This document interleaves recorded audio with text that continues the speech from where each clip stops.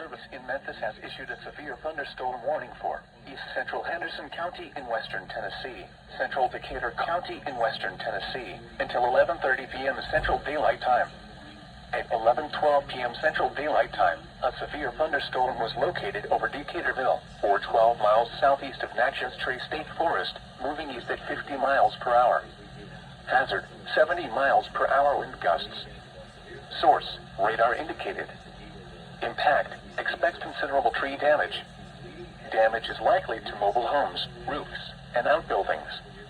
Locations impacted include Lexington, Decaturville, Scotts Hill, Perryville, Gumdale, Warren's Bluff, Rock Hill, Garrett, Largo, Hinson Springs, Shady Hill, Mount Lebanon, and Chesterfield.